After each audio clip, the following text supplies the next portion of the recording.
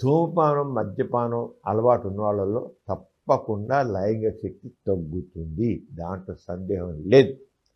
ఎందుకు అంటే ధూమపానం చేసే వాళ్ళల్లో అది సిగరెట్ కావచ్చు, బీడీ కావచ్చు, చుట్ట కావచ్చు, లేదా టొబాకో ప్రొడక్ట్స్ నశ్యం తీసుకోవడం కావచ్చు, గుట్కా కావచ్చు, ఖైని కావచ్చు, పాన్ పరాగ్ కావచ్చు, ఇవన్నీ టొబాకో ప్రోడక్ట్స్ అంటాం.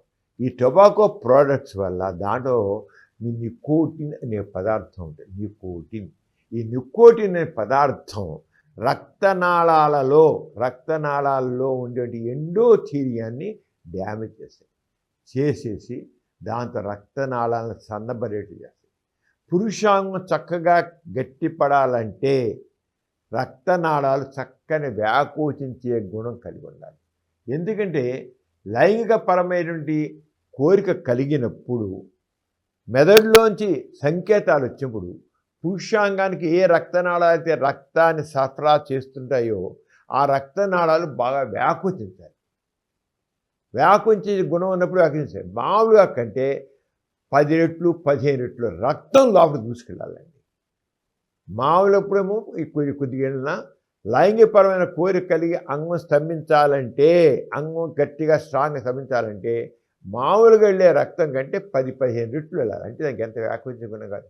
స్మోకింగ్ చేసే వాళ్ళల్లో రక్తనాళాల్లో ఈ వ్యాకోచించే గుణం ఉండదు. స్మోకింగ్ చేసే వాళ్ళలో టెస్టోస్టిరోన్ హార్మోన్ కూడా తగ్గిపోతుంది. కారణం అంటే ఎవరైతే స్మోక్ చేస్తారో వాళ్ళల్లో టెస్టికల్స్ వృషణాలు దెబ్బతింటే దానివల్ల టెస్టికల్స్ డ్యామేజ్ అవుతాయి. టెస్టికల్స్లోంచి తయారైన టెస్టోస్టిరాన్ తగ్గిపోతుంది. టెస్టోస్టిరాన్ తగ్గిపోయినట్లయితే లైంగికపరమైన ఆ పటుత్వం ఉండదు. మనిషికి కోరిక పుట్టాలన్నా లైంగిక పటుత్వం ఉండాలన్నా అంగం దృఢంగా ఉండాలన్నా కూడా టెస్టోస్టిరోన్ చాలా కావాలి. ఈ టెస్టోస్టిరోన్ దెబ్బతింటుంది. దీనివల్ల స్మోకింగ్ ఆ సిగరెట్ కావచ్చు, బీడీ కావచ్చు, చుట్టగా సిగరెట్ వాళ్ళకి మధ్యగానే ఉంటుంది. కానీ కొంతకాలానికి తప్పనిసరిగా టెస్టోస్టిరోన్ తగ్గిపోతుంది. వాళ్ళ లైంగిక పటుత్వం తగ్గుతుంది, లైంగిక శక్తి తగ్గుతుంది. అదే స్మోకింగ్ చాలా నష్టం.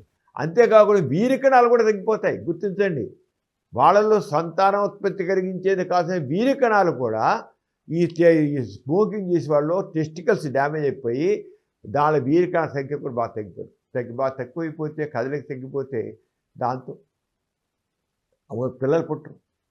అందుకని స్మోకింగ్ చాలా నష్టం. అలాగే ఆల్కహాల్, మద్యం తీసుకుంటే మద్యం కూడా నరాలను దెబ్బతీస్తుంది. నరాలు దెబ్బతీసి ఆల్కహాలిక్ న్యూరోపతి అనే డెవలప్ అవుతుంది. మద్యం ఏదో ఒక పెగ్గు 2 పెగ్గులు తీసుకుంటే అంత ఎక్కువ ఉండదు. కానీ మామూలుగా ఎవరు 1 or 2 పెగ్స్ ఆగరండి అలవాటు పడ్డవాళ్ళు.